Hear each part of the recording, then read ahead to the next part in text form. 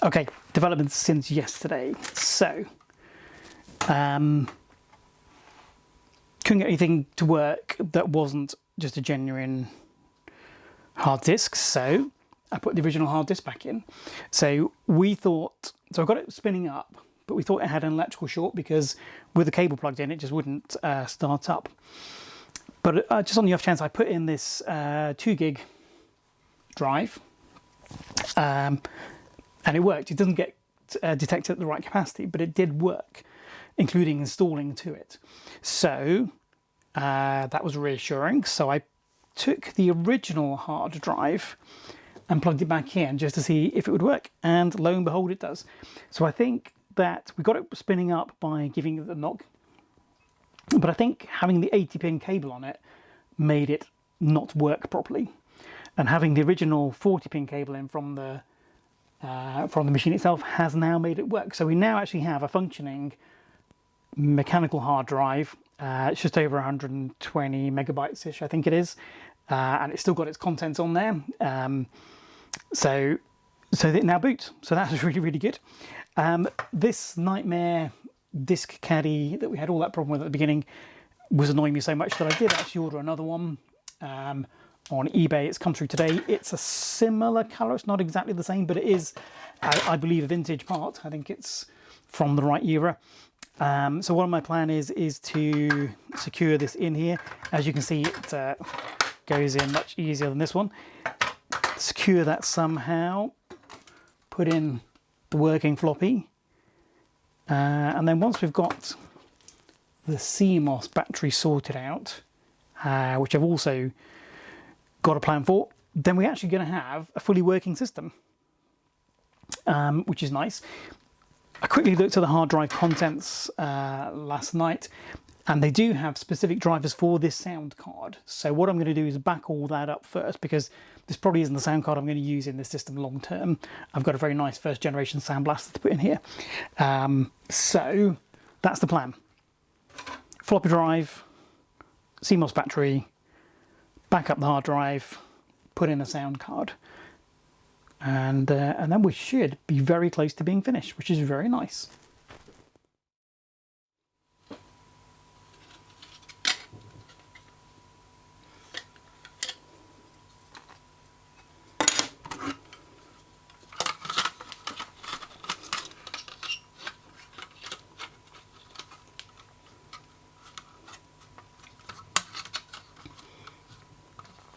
So that should work quite well. If you're getting some motion blur on the camera, apologies, it's because I've got a slow shutter speed to try and eliminate flicker on the monitor. But it probably does make other things look a little bit blurry at times. Anyway, this looks like it's going to work really well in here. I think we're going to be happy with that. Just got to find some way of securing the caddy into the drive, because we don't have the original drive rails. But we can work on that.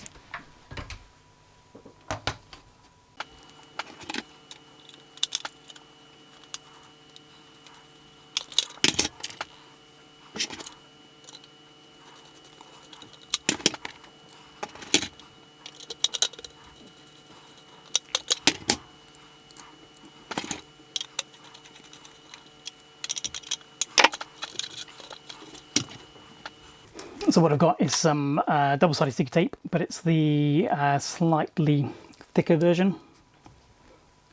Now, well, that's going to come out. It's not going to focus, I don't think.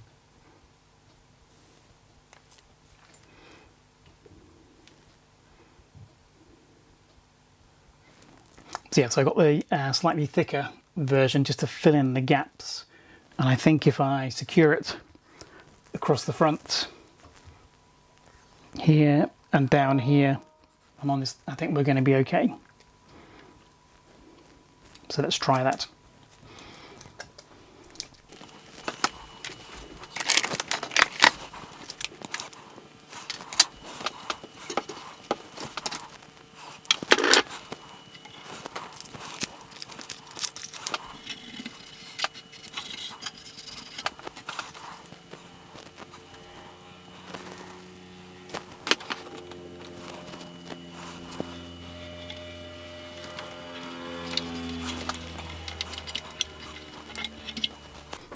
That's not sticking very well. It may still have been a bit wet. Let's try again.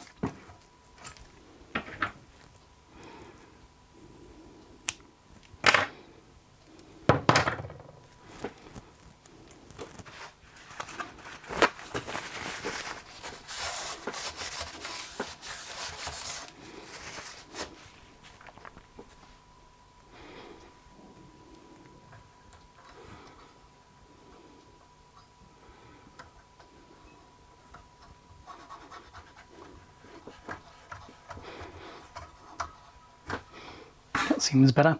A lot of adhesives are enhanced by pressure, so it could be that I just needed to press it down a little bit more before giving up.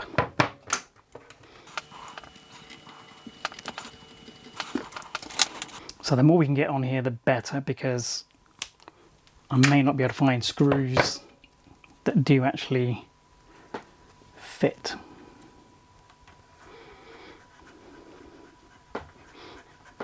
Or at least not find screw holes in the chassis that line up with the holes in the bracket. So I may be relying just on the tape, which is suboptimal, but possible.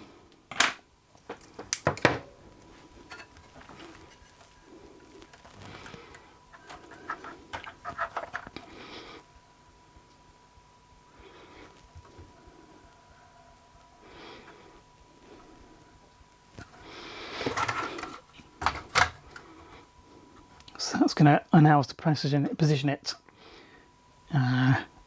in the right place. The gap down the sides is a little bit too big to fill with the tape, so we're going to have to rely just on the bottom bit, I think,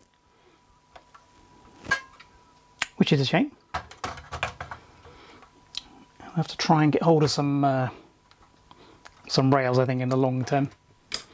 But this should help us out for now. So I'm just going to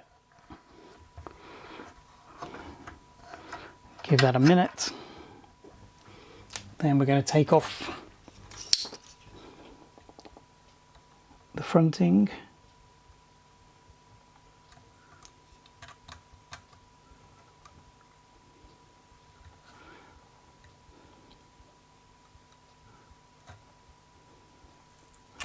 That's never easy. It's working from the back to the front, so I don't have to put my hands on sticky stuff.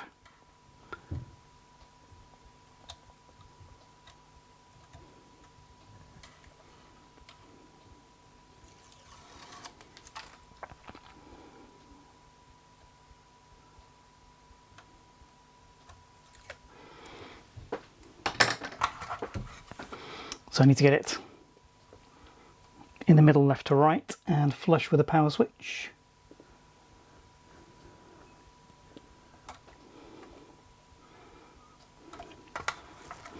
That seems to be it.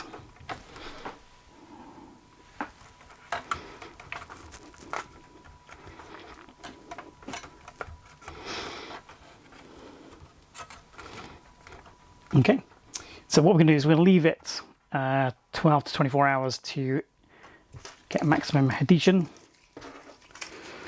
Then we'll attempt to plug it in, see how strongly it's holding. Okay, so we're back fixing this Dell. It's been a couple of weeks now. On another video I've just showed how to make a replacement CMOS battery using a AAA holder. Just made that up. So this is where the old battery was. It was connected to this pin header here. Let me just point to it for you. This pin header here, you can't see it very well on video, I don't think, and was held in place on this Velcro. So what I'm going to do is attach this with Velcro in the same way. Really helpfully, the pin header is keyed, so I can't put it on the wrong way around, which is nice. I haven't got any Velcro, but there is some Velcro on the back of the old one, so I reckon I can just peel this off.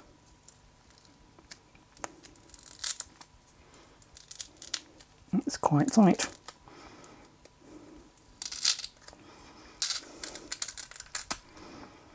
Nice.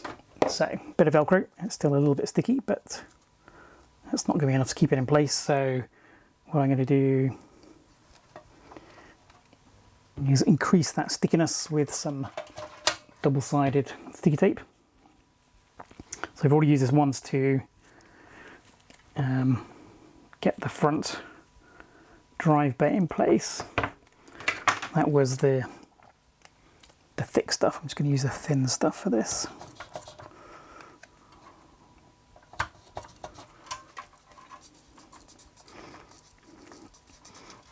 So I haven't got as much time to make this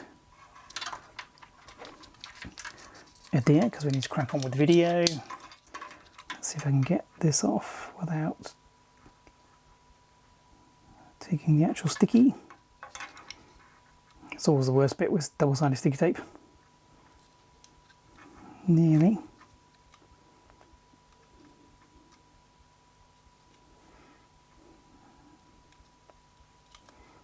There you go, there's one.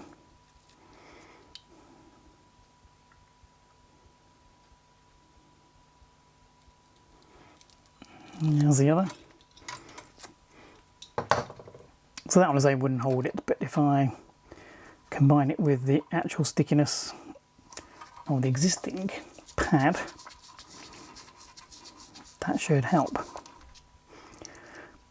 I'm a bit worried that this holder isn't going to, when it's vertical, isn't going to be very secure. Actually, so what I'm going to do as well is put some tape over those.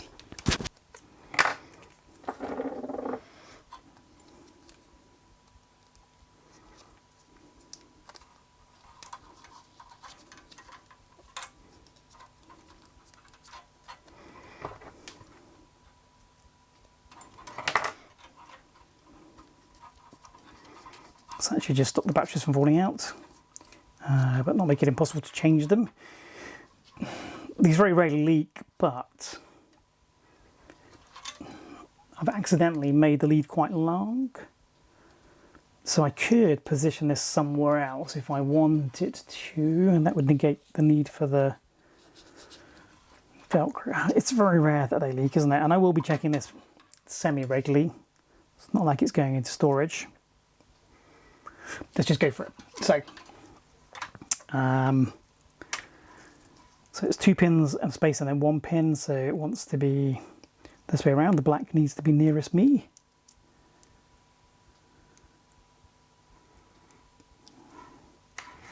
So let's just Velcro that into position first. That hasn't gone in very straight, but it's the Velcro is so effective I don't want to pull it off. So we decided the black needs to go in towards me. So this is where it either works or I fry the motherboard.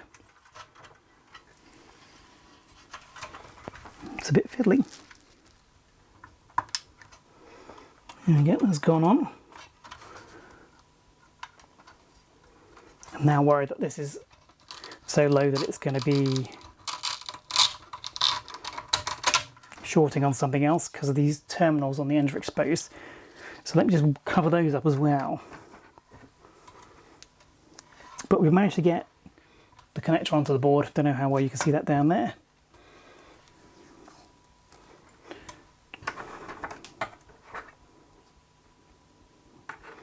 Just those exposed terminals on the outside made me a bit nervous in case it shorts with something else in the case. So let's just cover those up as well. This end looks worse.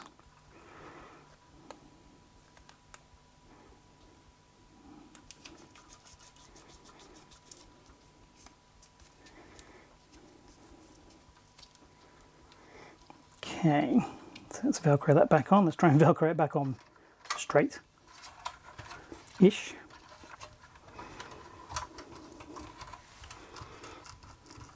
Here we go. No, it doesn't seem to want to go all the way down. Okay, that's fine. I'm happy with that as long as it's happy with that. Let's just tuck those down there a little bit. Fine, so now we should have a working CMOS battery. Okay, so we're finally getting to a stage where we can start putting it back together. We put the CMOS battery in, hard drives in. Let's just connect up the floppy drive. Hopefully that won't dislodge the caddy that it's in.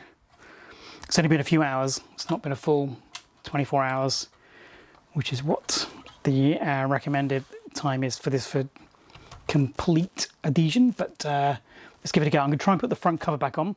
That'll at least tell me whether I've got the caddy in the right place.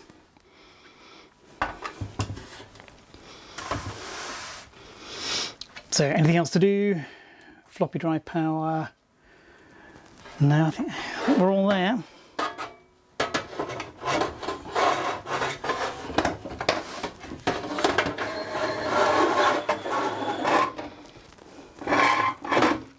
Great noise. So the question is that caddy going to be in the right place?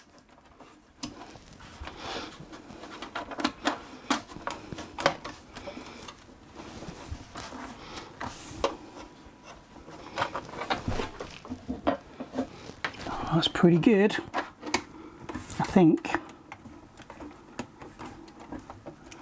Slightly off on the right hand side. There's a small gap here, but I think the rest of it's okay. I'm not going to put the screws in because I'm going to change the sound card, but let's at least try it and see if we can get it to boot. Yeah, no, that's definitely slightly off. That's a shame. Right, keyboard. There's a reason these are called Bigfoots, because they are ginormous.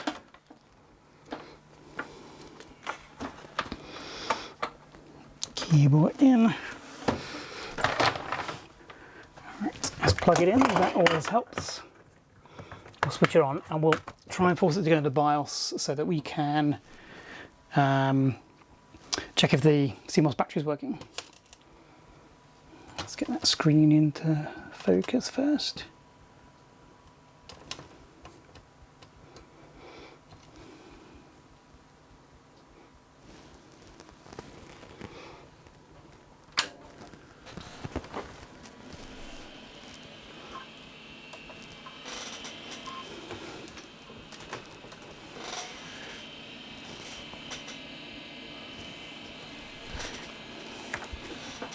It's asking us to run the setup like it often does. So what is the actual time and date today? Let's get this right, see if it stays it. So it is currently 1827.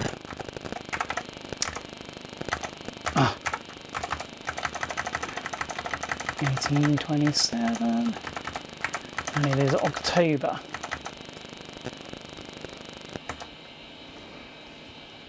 The 25th. It's definitely not 1994. It is definitely slightly later than that. It's not 20th. I will say the 26th today, because it is Thursday. So it's October 26th, 2023. This is definitely a 1 1/4. This is auto.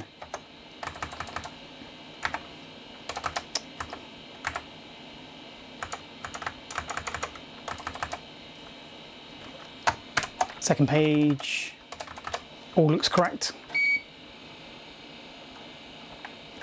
So it's saying there's no boot device, but that's because it was not on auto. So my hard drive is definitely spinning, I can hear it. That's probably so can you. So this time, it should just boot straight through to the hard drive with no drama. Hard drive activity lights come on. Yay. Look at that.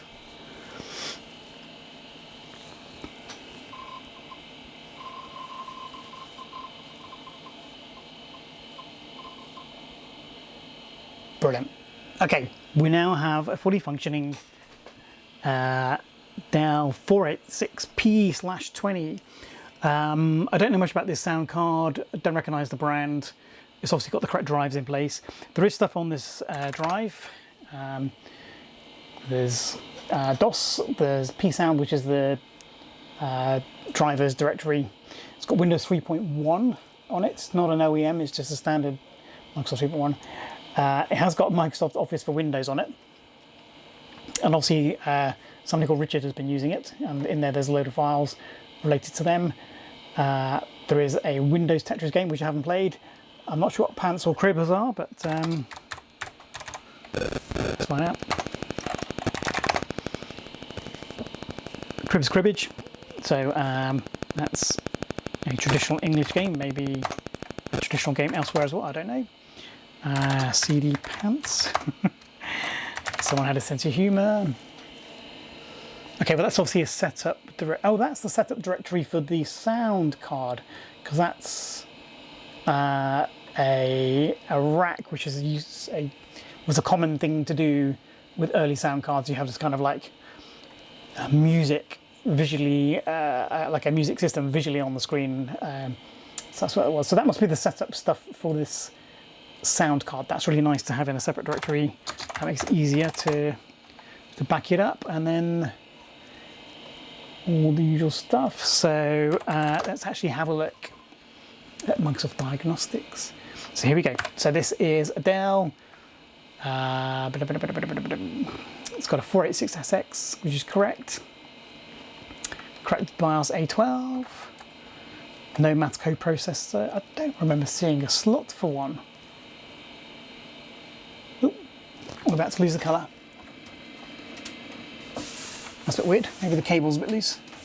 Yeah, I don't remember seeing the slot for a coprocessor. Memory.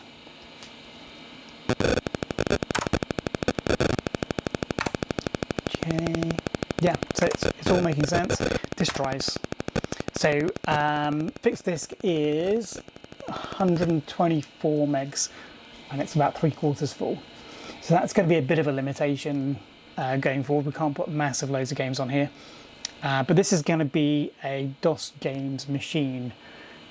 Specifically, I've got another project which I'm about to start, which is a Gateway 2000 486 DX266, which has got a CD-ROM, and that's going to be a slightly higher end DOS and early Windows gaming machine. But this one I'm going to keep it to DOS, which is why I haven't put a CD-ROM drive in it, just kept it to the floppy. So 124 megs shouldn't be too much of a limitation. Would have been nice to have got those compact flash working. It's got 2 COM ports. That was quite common at the time. There was a transition around this time from using serial mice to PS2 mice. So you'd often need 2 serial ports, one to put your mouse into and the other one for your other communication needs, such as a modem. That's basically it. So the OS version is 6.2. 6.21 it says specifically there, although it says 6.2. Oh yes, there you go.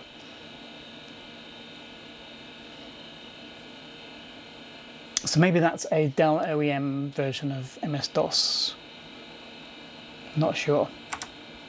What else do we want to know? It's got a PS2 mouse, yes. Other adapters? Does it? No game adapter. That's not true because there's one on the sound card, unless it's disabled. Fine, but basically everything seems to be as I would expect it to be.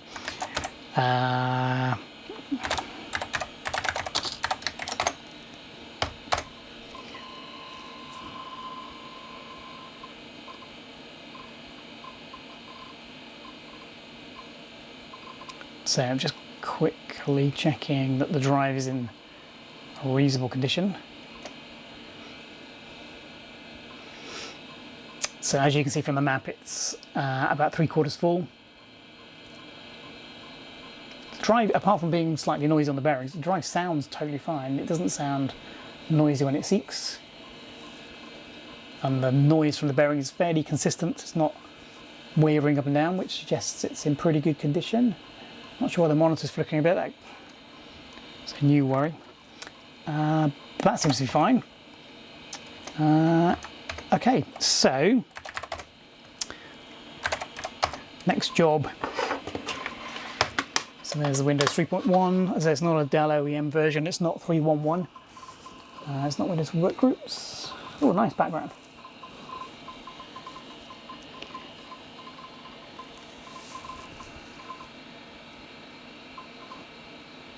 So they obviously use Excel and Word a lot.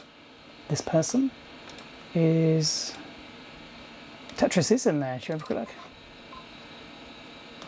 So it's from the Microsoft Entertainment package. Oh, okay. I don't believe I've played this version of Tetris. I'm guessing it's the mouse keys, the cursor keys it is.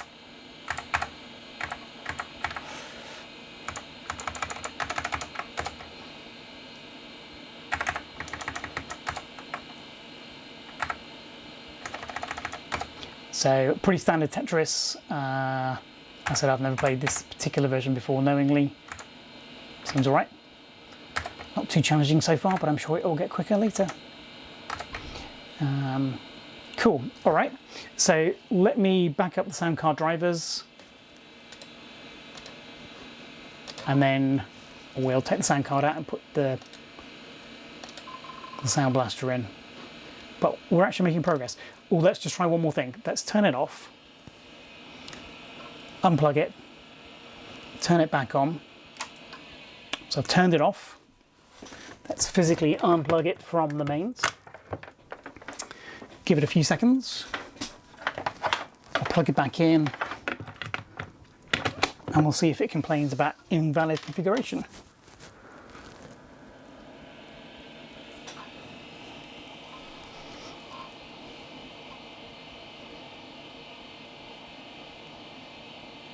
What's it going to say? What's it going to say?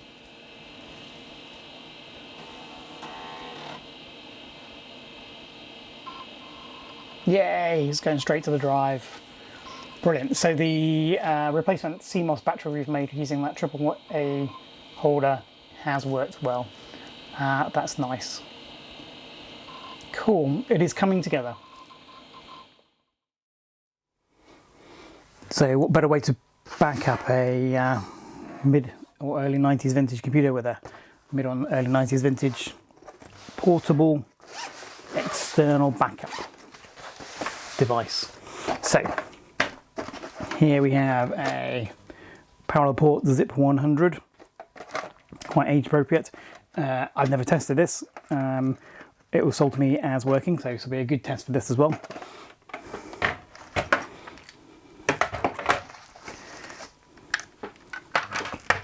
And the main reason I want to use this is that it does come with the drivers on floppy, so we should be able to just get it working very straightforwardly. Very chunky power supply.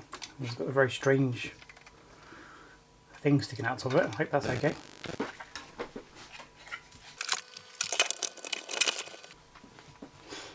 Power lights come on, so that's a good sign.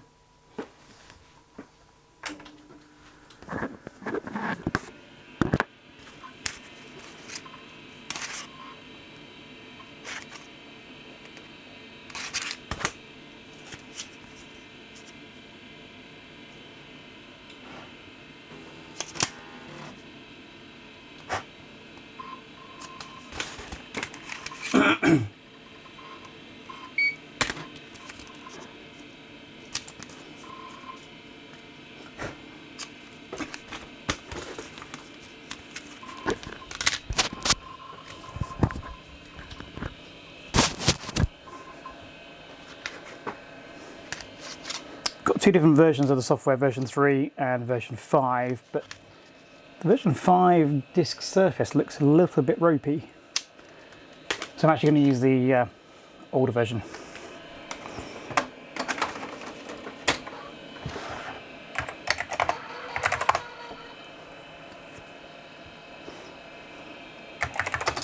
A lot of files on there. Let's find the one we want. Well, that drive sounds terrible. So I may have made the wrong mistake here. Yeah, so that, well, the surface looked better. It's obviously a drive that's suffering. Once I bought that.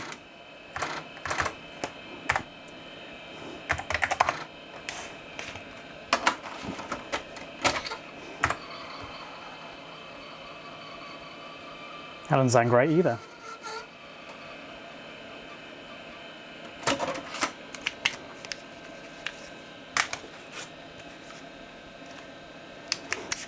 Let's try the third one. Oh, that sounds terrible too. Where have these been stored? That's a shame. As always, with this repair, things are supposed to be very straightforward, turning out to be a bit of a nightmare. So let's fail the drive, get it to right. So of course now the chance is that I have dirtied my read and write heads on the floppy drive or knackered them, because all of those drives sounded terrible.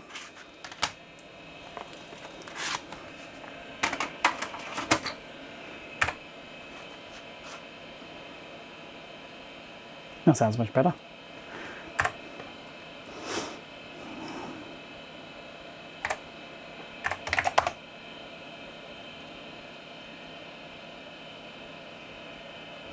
Okay, so you can't read from this drive because it is a unformatted floppy, but it sounds normal.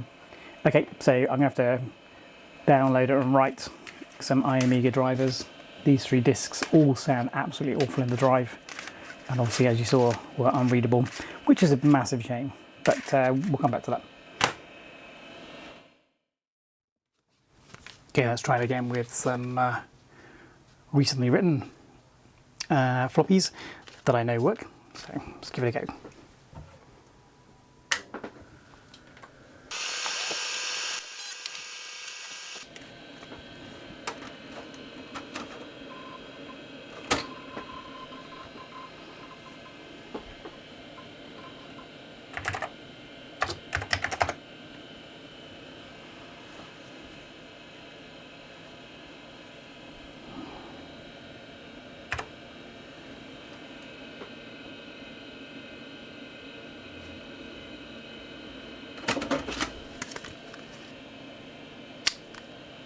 And it appears that putting in these very noisy old faulty drive discs have ruined my drive, because I can now not read off a known good floppy. That's very annoying.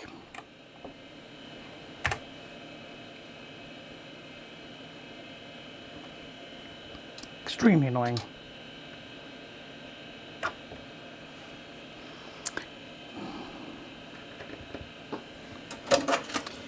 So I've just wrote this. I know that it's working. I verified it in another computer first.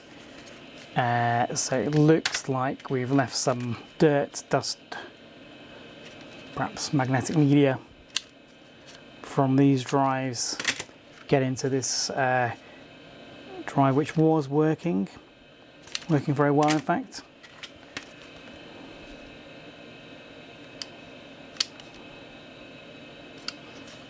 So this, you're not going to be able to see it, I don't think, but this, just on this track here, it's got some damage, which I'm not sure was there before. Probably something off one of the previous discs.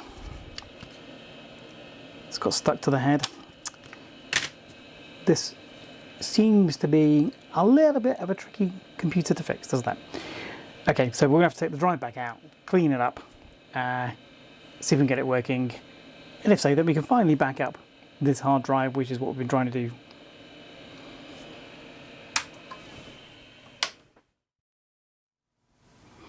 So I managed to undo all that double-sided sticky tape. It was pretty well stuck in there.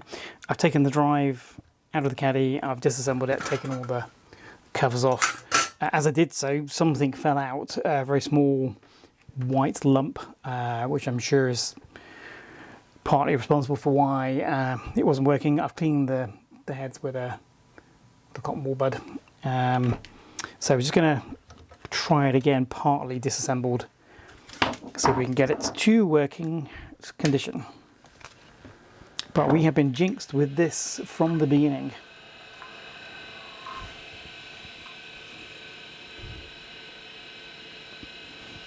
Let's put some tools away. Let's move the keyboard back into position so I can at least type when the time comes.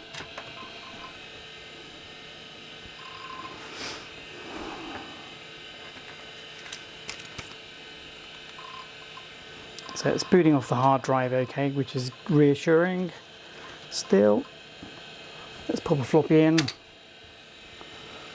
See if we can get any activity off it. Yay! Okay, so it looks like it wasn't a permanent problem. At least hopefully not. Let's see if we can load something.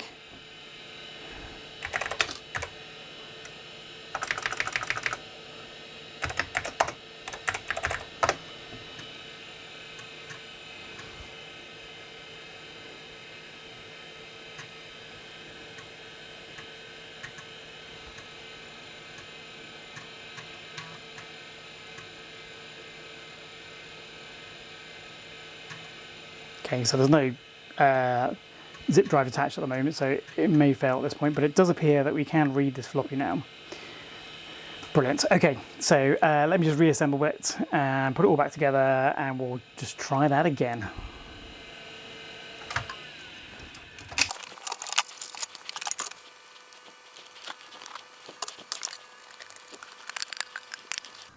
Top case has gone okay. Front bezel went on okay. Bottom casing hopefully will go on okay. This drive is toolless on the outside, so these panels just all clip in together over some raised bits in the chassis. So it wasn't that difficult to get it back in. Let's put it back in the caddy. Now this time I'm going to do something slightly different. So I had to take the whole caddy out of the machine because I couldn't get to the two rear screws. So this time I'm only going to put the front screws in, so if we have a problem again with this drive, we can take it out without having to remove the whole caddy, which would be beneficial as it's going to be glued back in.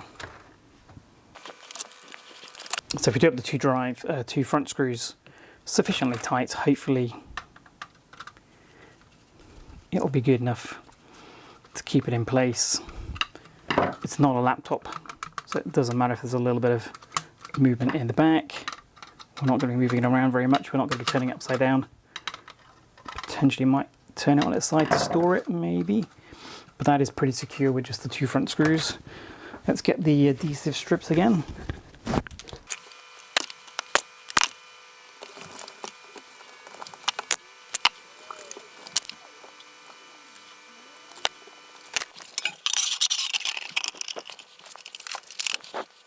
All right, let's try again.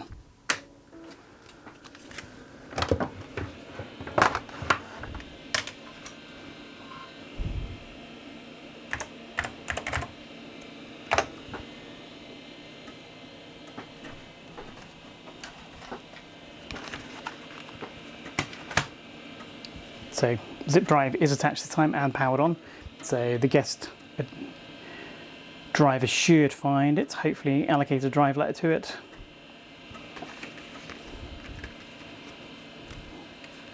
See what it's going to add.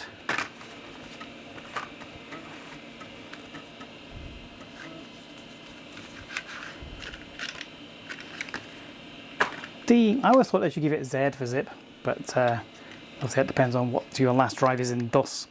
Right, I've got some, we're making progress. I've got some zip disks. I don't actually know what's on them. I can't remember.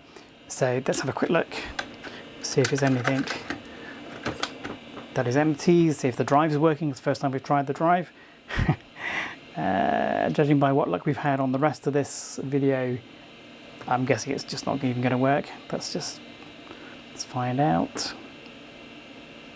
Okay, so we've got had a flashing.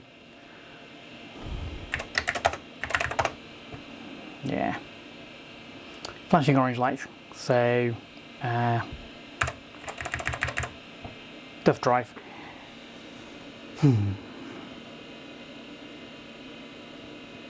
Wouldn't you know, hey? Could be that disc. Let's just try another disc. At least the eject mechanism works.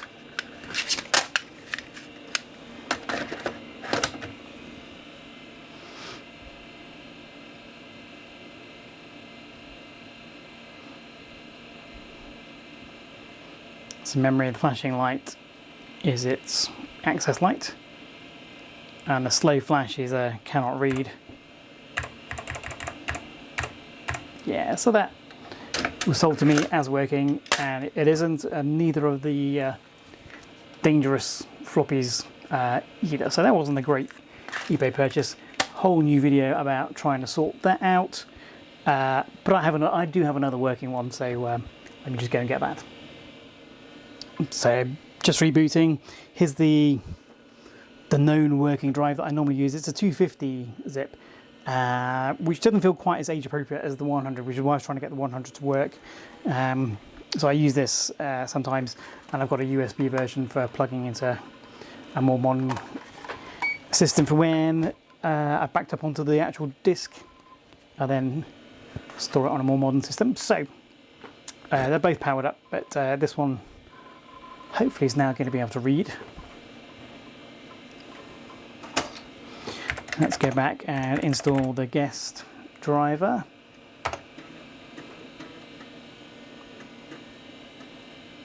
Hopefully it will see the 250. I think the driver's version, yeah, it's 4 something, so it should be okay with the higher capacity zip drives.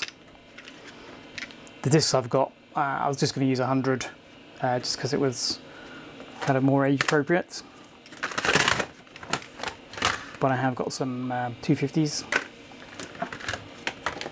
So yeah, so it's recognised the 250 drive. It's given it the driver letter D. Let's put 100 meg drive in.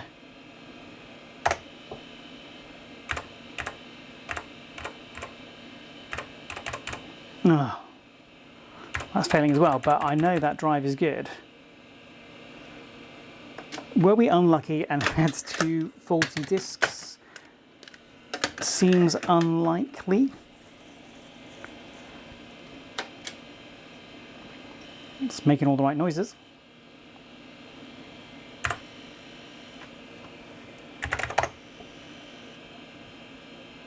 Okay, so it's working with this disc.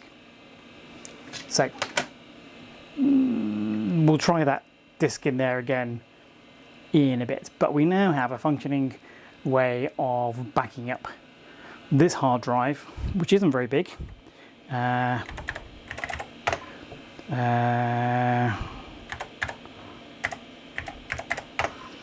So 124 megabytes I think it was, and it wasn't full. Sorry, I'm checking the disk of the wrong one.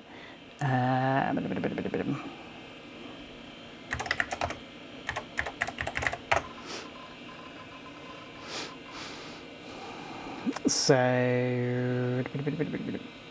yes, 130 bytes, say 120 odd megabytes, and it's got 71 megs used, so we should be able to fit that onto 100 meg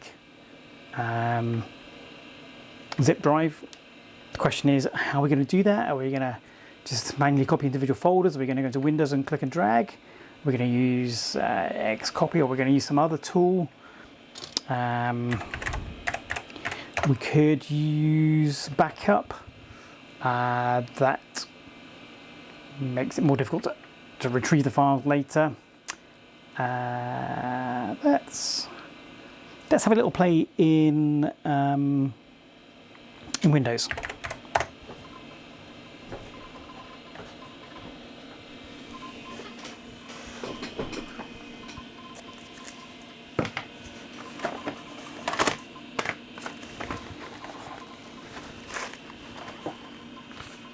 So the discs of death will move out of the way. I've labelled them so that no one uses them again.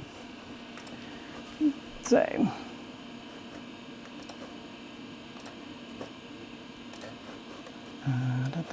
so I haven't installed anything off this floppy drive onto the hard disk because I want the hard disk in its original state. So I could just install the utility software on there, but I don't want to do that. I want to use File Manager, see if it picks it up okay.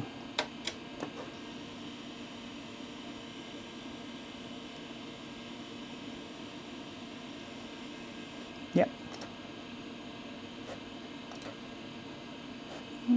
So I'm guessing that's a system folder from a Windows 10 computer. It does like to shove random system folders onto your removable media without your consent, which is a little bit annoying. So let's just have a go at copying something. So we can't use the disk copy command inside this because it doesn't work with zips, but if we copy and paste the whole directory, is that going to work? Copy to... It's not going to let us do it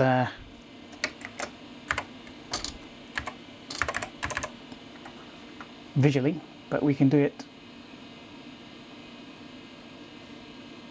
using a dialog box.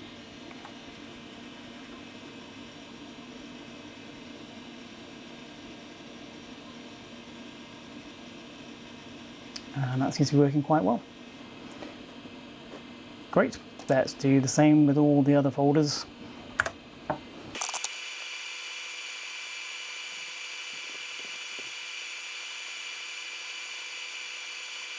The other way of backing up drives is to take the drive out and connect it up to a bridge system and actually just do a drive image using something like TrueImage.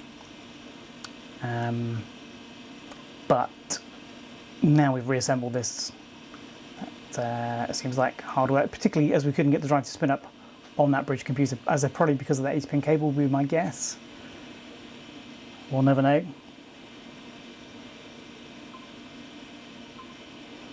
I've got no CD drive on this system, so we're having to use some alternates. I have got a parallel port CD drive, but that gets more complicated in terms of writing files. Reading's really good, but this is the job that Zip was designed to do, and it's working pretty well. Obviously, using the parallel port does have some performance implications. Could have put a SCSI card in here and done some kind of SCSI backup device. I think I have actually got a Zip SCSI version. I've also got a Zip Jazz drive and a SideQuest, so plenty of SCSI options. But I didn't want to put anything in the card until we got as much backed up as possible, really.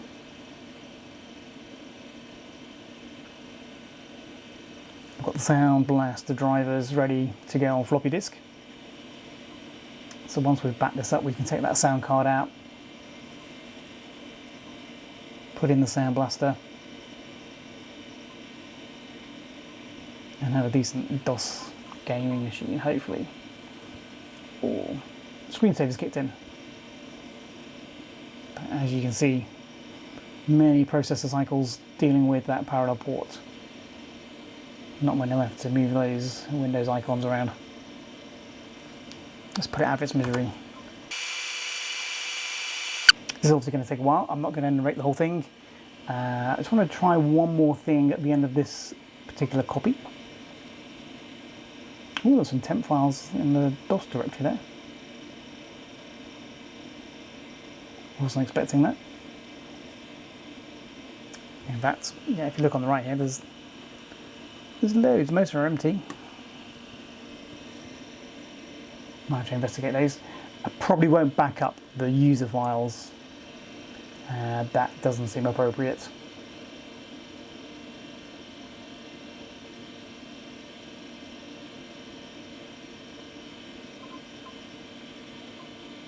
Okay, so the one thing I wanted to just try is, can we drag and drop from the tree to the drive icon? Should we try that? Ooh. Do I want to copy them to the system? Yes, I do. Although, do I want to call it system? Is that just the name of the drive, the disk that's in there? Let's see what happens.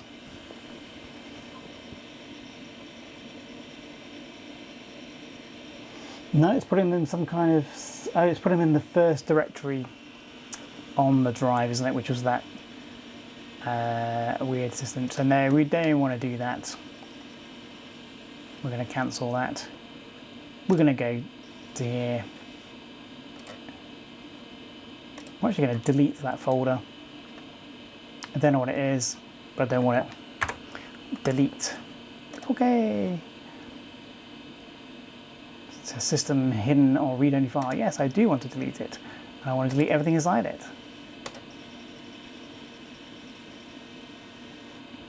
Okay, so if we go back and just try that again, now there's no weird system folder. Is it going to copy it? Yes, it's copying it to the correct place now.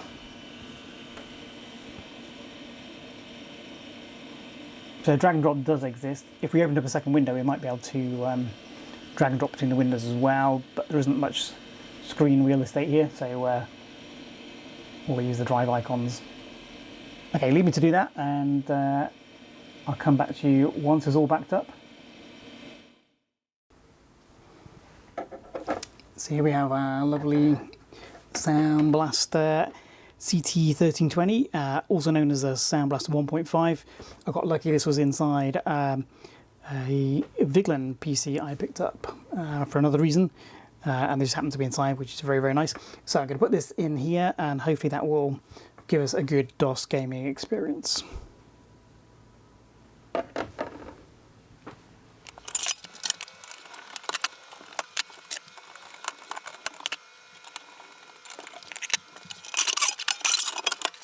So I'm hoping this is the last change we're going to make to this system, so let's put the case screws back in.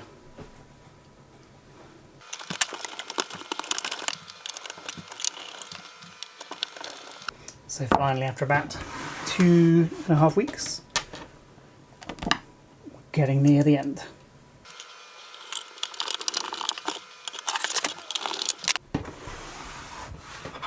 And there we have it, hopefully a fully functional, but so far missing drivers, Dell 486P 20. So the only thing it does need is a clean.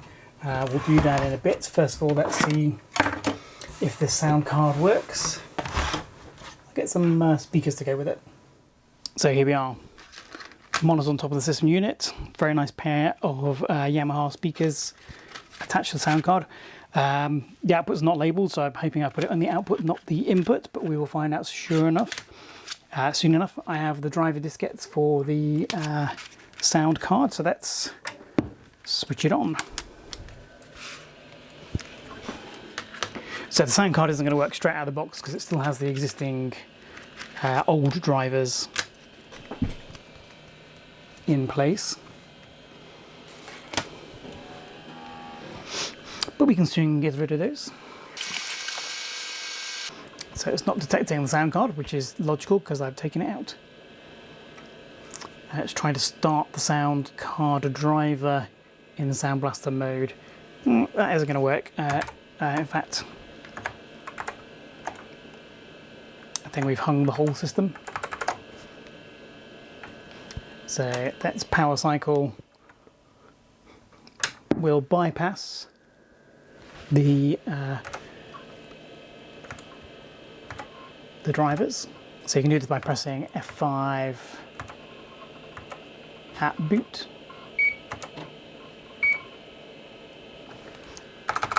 There we go. So let's go to config.sys first of all, remove anything that we don't need. So we don't need that anymore. Goodbye.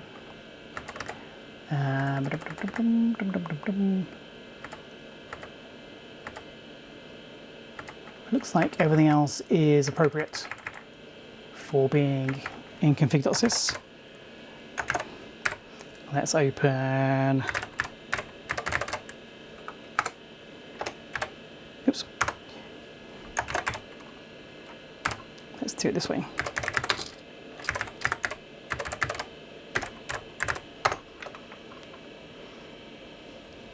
So I'm going to remove anything that relates to a sound card.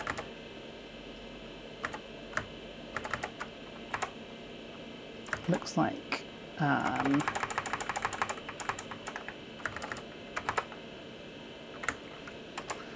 the sound card's been installed multiple times, but that's okay. That's one of those temp files in the DOS directory because someone had put the environmental variable to point there. So none of that is related to sound cards, it's all related to other stuff. It's not particularly tidy, but we can deal with that later. So, all right, let's try these drivers, see if they work. Oops.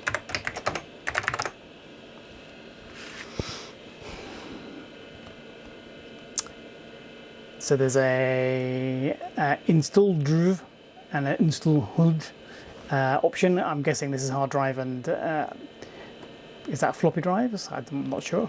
There is a README. Should we type README?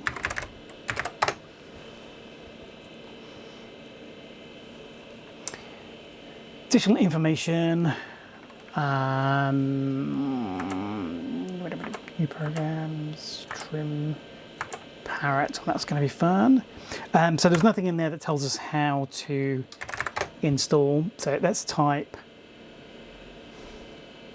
inst HD because that seems the most logical out of all of those options.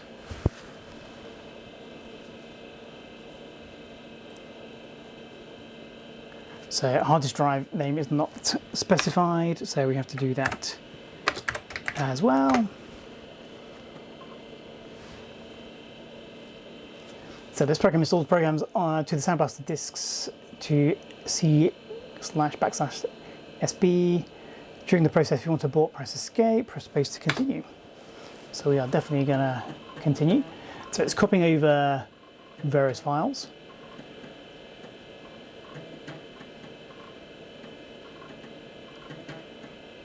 Including something called VoxKit. I don't remember what that is, but Vox is voice, isn't it? So there may be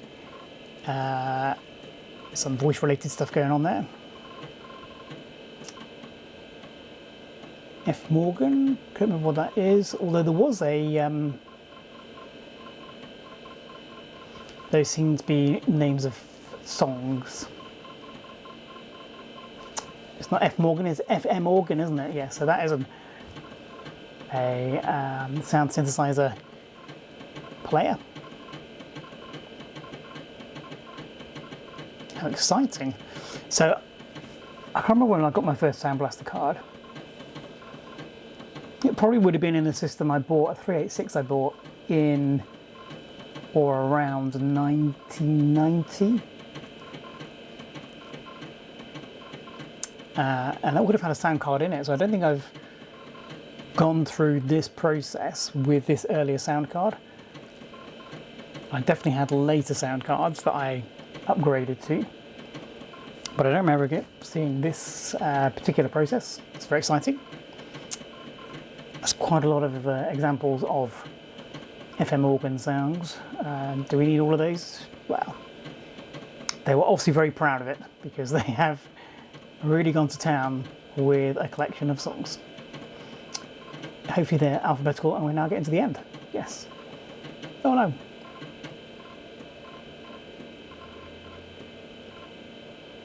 Insert the label SB Talker with Dr. Sebasto. So we're going to put in the second disc because that's the only two that were available to download. They're downloadable from various different places. I took the easy route and downloaded these from Phil's Computer Lab website. He's got a very nicely curated set of software on his website, including drivers, all sorts of older hardware, including the Sound Blaster 1.5. So thank you, Phil. That's extremely useful. And the great thing about it is, as I said, it's curated, so there's only stuff on there really that's good and stuff that works.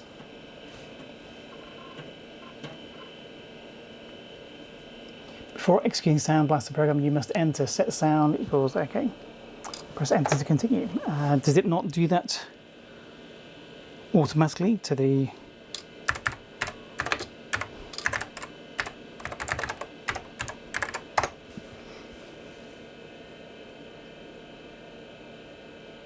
So it hasn't touched the autoexec file at all, which is interesting.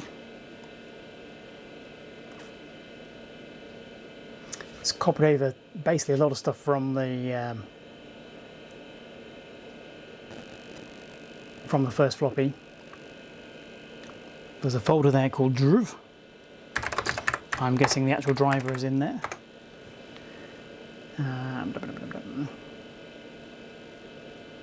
Okay. From memory, Parrot was a talking parrot, and Basto was a talking amateur psychologist. From memory, I'm not sure that's right, but we'll just have a little look. So there is a driver folder. There's the Vox kit folder. So I think that's voice-related stuff in general. Not entirely sure. I'm not sure what Frogs is, but could be interesting. FM organ. Play CMF. Play CMF. What's in here? Not sure what that is. Creative music file player. So basically it just plays music files, which are probably digital audio, I'm guessing, judging by the size. First of all, let's do this in the autoexec. Set sound equals C. Yes, okay.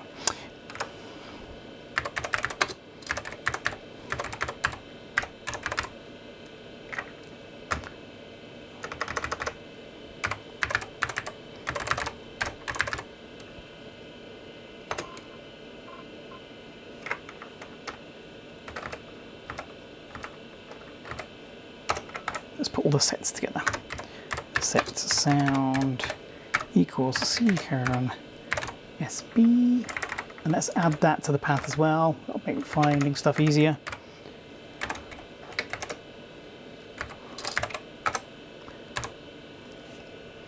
Okay, the rest of this is all from the previous installs. It's got a mode page select, etc. Keyboard setup. Smart drive's loaded. I have a mixed feeling about smart drive, but we'll leave that in there for now. So we've done that. As power cycle, so that gets added. And then we'll try some of those, we'll try the Parrot. See if we can get sound out of the sound card, because we don't actually know it's working. And the way this build has been going, it's quite possible it won't work. Who knows?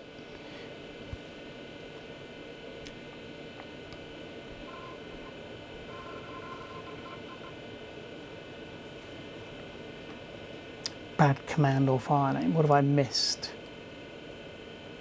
File not found.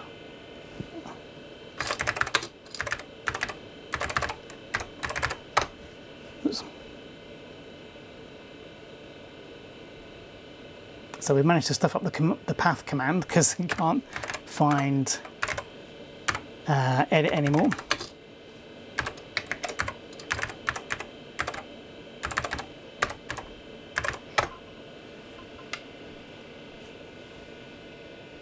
Yes, that would do it.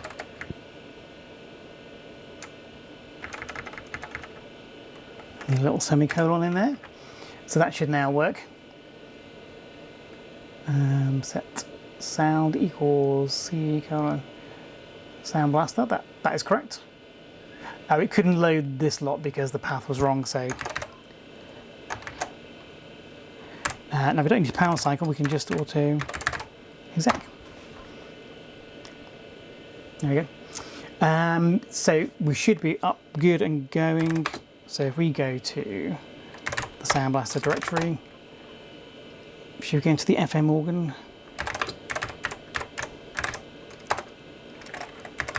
FM organ. So I'm guessing it's FM organ followed by a file name. They're all going to be awful, aren't they? Sunshine.org. Of course, in internet days, this now sounds rather wrong, but this is pre-internet. So F2 to play.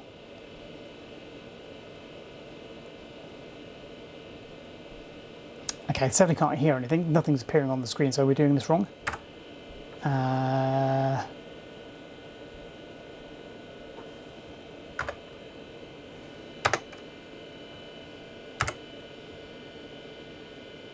Okay, exit to exit play. So in theory, it's playing at the moment. I can't hear it.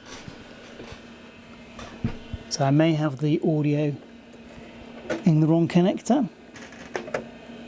It could be that the sound card doesn't work. It could be that the volume was just down.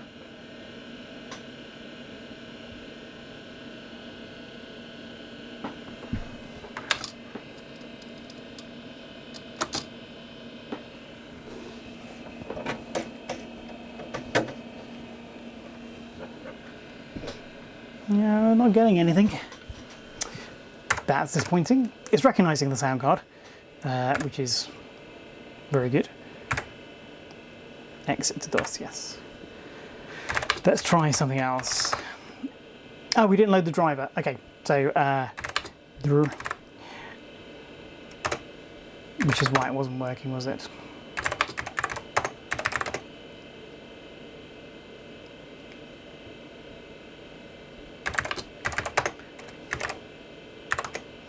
So we had to load SB FM drive. So it's now loaded the driver, so it's recognised it. So let's go back into there. And let's load something. Let's load air. F2 to play. Is it playing? Is it not playing? There is a volume wheel on the card, so I'm just turning that, but nothing's coming out.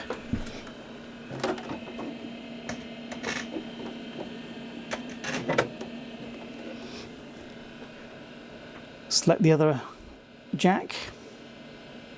Still nothing.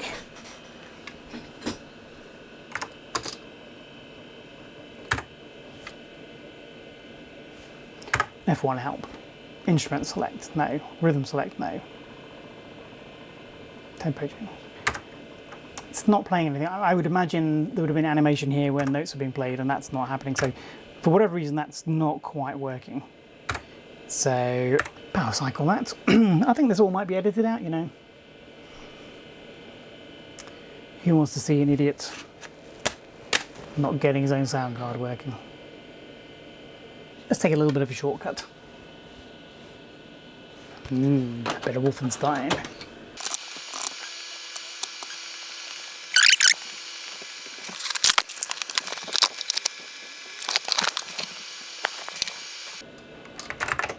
All right. Bit of Wolfie. So it's detected a Sound Blaster card. It's happy with the memory situation.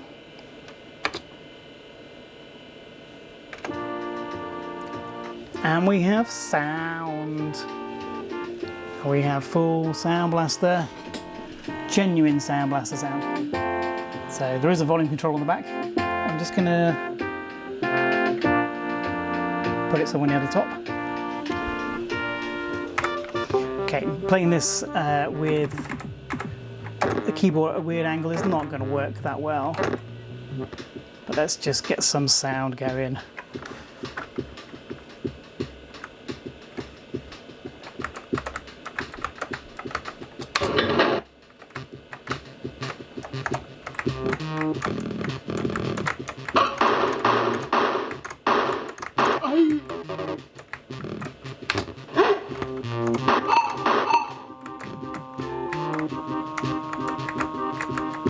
So, it's very nice that this sound card works. It is so nice to hear it as it was meant to be heard.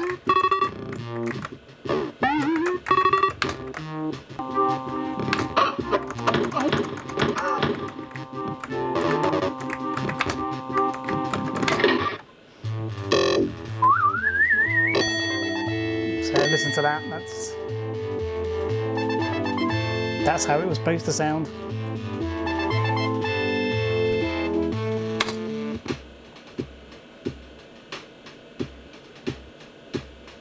Okay, well that's enough of that. So what we're going to do now is give this computer a bit of a clean.